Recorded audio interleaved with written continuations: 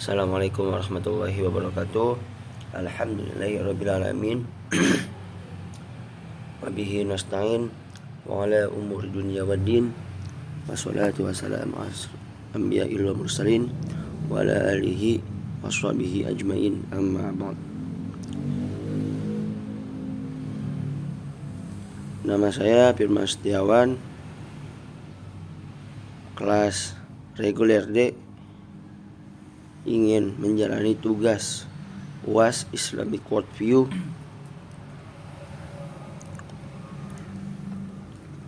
di sini. Saya akan memaparkan menjelaskan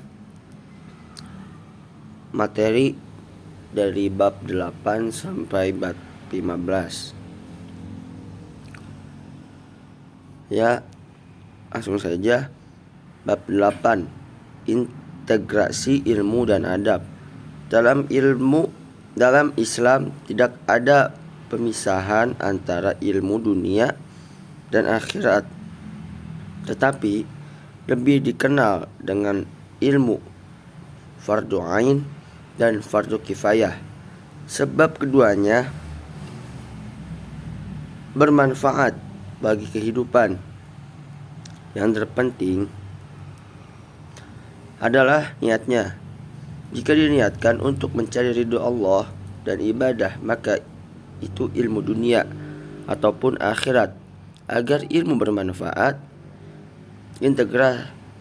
integritaskan antara ilmu dan adab. Ilmu tanpa adab sama saja antara pohon tanpa buah, tidak ada manfaatnya. Adab itu pengalaman inti dari ilmu yang bermanfaat. Beramal tanpa ilmu, amalnya akan ditolak. Sampaikan ilmu sesuai kapasitasnya. Integrasi ilmu dan adab ada pada Al-Quran, surah Toha ayat 144, yang artinya, maka Maha tinggi Allah, Raja sebenar-benarnya, dan janganlah engkau Muhammad tergesa-gesa membaca Al-Quran sebelum selesai diwahyukan kepadamu, dan katakanlah, ya Tuhanku, tambahkanlah ilmu kepadaku. Ada 3 langkah pada adab. 1. Memiliki adab di dalam dirinya. 2. Adab pada guru. Bab 9. Konsep adab dan hidup mulia. Seburuk-buruknya makhluk, senajis-najisnya makhluk yang berupa anjing yang tidak ada harganya, bahkan najisnya pun mugharazah, tetapi ketika dididik dengan baik, ditaklim dan ditakdib dengan baik, itu artinya ternyata memiliki nilai, beruannya halal dan dihargai Allah Subhanahu wa ta'ala. Pendidikan bisa merubah segalanya. Di dalam riwayat sejarah Imam Syafi'i, ketika Imam Syafi'i mempunyai murid namanya Imam Rabi bin Sulaiman, adalah orang yang meriwayatkan fikih-fikih imamnya. Syafi'i ketika jadi pendidik itu harus bersabar dan harus bergaul dengan orang-orang soleh yang mereka memang berdoa kepada Allah Subhanahu wa ta'ala pagi dan petang. Dan bersabar itu tidak berdiri sendiri. Ketika ilmu sudah bermanfaat, maka orang itu menjadi manusia beradab. Ketika orang yang sudah beradab, maka dia memiliki nilai tinggi di sisi Allah Subhanahu wa ta'ala maupun di sisi manusia dan masyarakat. Bab 10. Jiwa dan problematikanya. Hidup yang sekarang ini mengalami global yang sangat luar biasa ketika imam tidak dikuatkan dan akidah pun tidak dikuatkan. Bisa jadi manusia terkena berbagai macam penyakit kejiwaan, penyakit wabah, depresi modern yang disebabkan karena mengikuti kepentingan hawa nafsu. Dan juga disebabkan banyak orang yang lupa adanya hari pembalasan karena mereka mengejar kenikmatan jasmani dunia. Ketika melakukan perawatan dosa dan tidak langsung beristighfar dan bertaubat, maka akan muncul semacam problem dalam kalbunya, dalam hatinya. Dan ketika hati sudah bermasalah karena dosa-dosa yang dilakukan, maka ia akan tersakiti oleh sifat-sifat yang akan merusak hati tersebut. Ada beberapa macam problem manusia pada zaman modern ini. Sesungguhnya jiwa manusia itu hatinya tergantung disebabkan oleh perilaku sendiri, disebabkan oleh perbuatan dosa dan maksiatnya. Ketika seseorang mukmin melakukan dosa, maka yang terjadi adalah terdapat bercak hitam yang akan menutup kalbunya dan jiwanya. Semakin seseorang menurutkan hawa nafsunya, kepentingan, syahwatnya, maka hatinya akan semakin tertutup. Setiap dosa yang dilakukan oleh manusia itu akan menjadi penutup dalam jiwanya, sehingga jiwanya tidak bisa membedakan mana yang benar, mana yang salah, dan mana yang hak dan mana yang batil. Ketika seorang melakukan dosa, maka ia sedang menyakiti jiwanya. Tertutup hati orang-orang munafik, karena orang-orang munafik itu dia menampakkan keimanan dan menyembunyikan kekufuran di dalam hatinya. Jadi di antara zahir dan batinnya tidak sama.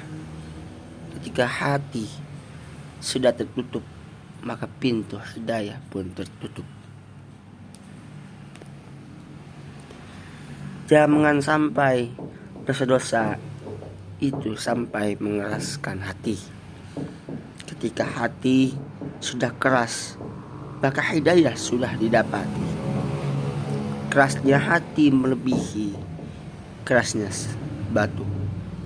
Kerasnya hati memiliki dampak pada perilaku. Salah satu sifat hati manusia ketika dosa-dosa sering dilakukan, maka akan mengeras seperti itu. Solusi untuk menyembuhkan penyakit hati yaitu beristighfar,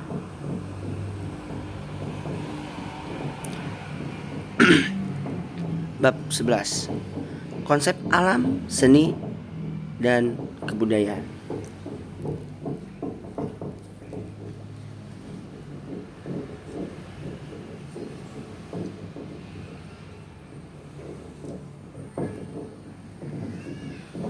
Allah Subhanahu wa ta'ala menciptakan alam dan jagat raya ini adalah untuk kemaslahatan manusia, supaya manusia mengenal Tuhannya.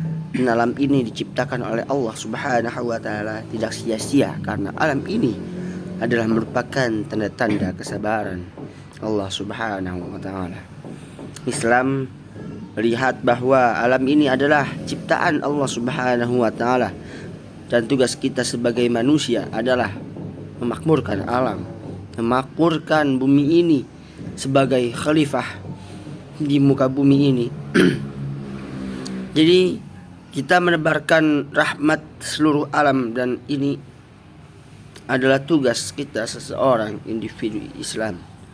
Kebutuhan manusia terhadap kebutuhan alam materi adalah salah satu alam keterpaduan, alam materi yang Allah ciptakan dalam jagat raya, yakni untuk kemaslahatan, dan Allah turunkan wahyu dalam rangka untuk merawat alam ini. Sehingga kesatuan jasmani dan rohani merupakan kebutuhan pokok yang ada di dalam diri manusia. Dalam rangka memakmurkan alam kebudayaan ini, bahwa umat Islam itu sebagai khalifatullah, sebagai wakil Tuhan di muka bumi, adalah dalam rangka untuk memakmurkan bumi kebudayaan yang sifatnya universal, ditopang oleh nilai-nilai Islami. Maka dalam perana kebudayaan kita akan kenal arti kehidupan sosial. Bab 12.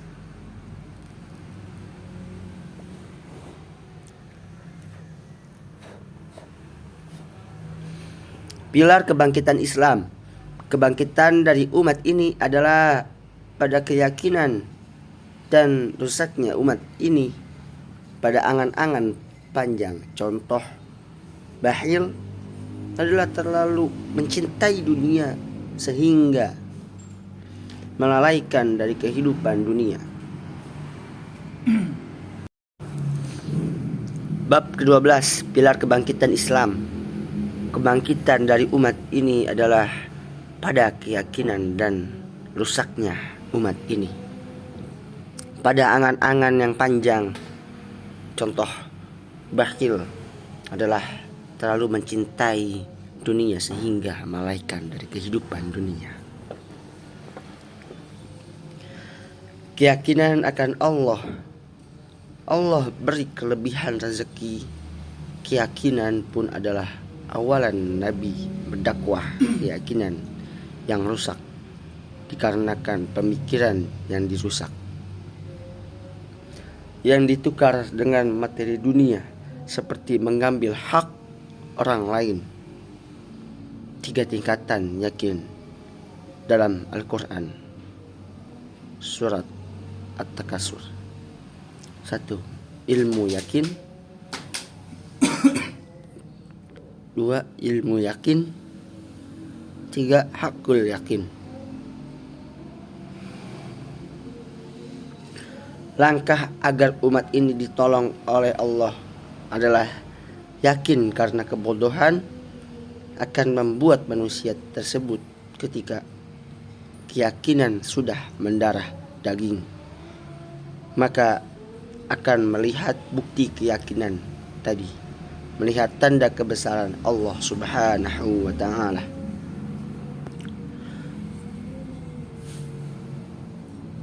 Perjalanan mencari ilmu dari kota Bukhari ke kota Hujan. Seseorang ahli hadis dari kota Bukhara, Uzbekistan, yaitu Imam Bukhari, yang kemudian dikenal sebagai ulama ahli hadis dunia. Yaitu ada 600.000 hadis yang diseleksi Imam Bukhari. 2. Mencari hadis itu harus bertemu dengan gurunya. Ada 1.000 lebih guru Imam Bukhari. 4. Sejak usia 10 tahun Imam Bukhari telah duduk di majelis ilmu untuk menghafal ilmu hadis. 5. Imam Bukhari mendapat gelar Amirul Mukminin fil Hadis, yaitu seorang ulama hadis paling tinggi. 6. Imam Bukhari melakukan perjalanan mencari hadis berbagai kota ulama di dunia. 14. Mengawasi, mewaspadai diabolisme pemikiran. Diabolisme terbagi menjadi 2, yaitu 1. Berkaitan dengan pemikiran, gaya, perilaku, karakter iblis. 2. Pikiran yang sesat, tersesat, melawan perintah Allah Subhanahu wa taala. Sifat setan yang menghiasi pemikiran manusia. Diabolisme disebabkan oleh 3 faktor, yaitu syahwat mengikuti kesenangan hal-hal sifatnya fisik, kesenangan duniawi sementara semata. 2. Keraguan keadaan seseorang yang ragu-ragu dimengerti tentang suatu ilmu agama tertentu. 3. Mengikuti jejak setan, mengikuti langkah-langkah setan. 15. Yang tak terlihat dan kebangkitan. Alam di dalam Al-Quran terbagi menjadi 2, yaitu 1 alam ghaib, alam yang tidak nampak oleh indera penglihatan. Sifat syahadah, sifat yang dapat dilihat dan dirasakan.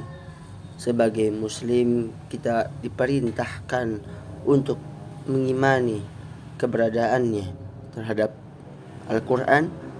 Dialah Allah, tidak ada Tuhan yang berhak disembah selain Allah. Allah Maha mengetahui tak terlihat dan mengetahui bahwa Dia tampaknya sangat mencintai dan semua mencintai. Di hari kebangkitan ada beberapa yang akan ditempatkan oleh Allah Subhanahu wa taala, yaitu 1 hari kebangkitan, 2 hari pembalasan, 3 hari pertimbangan.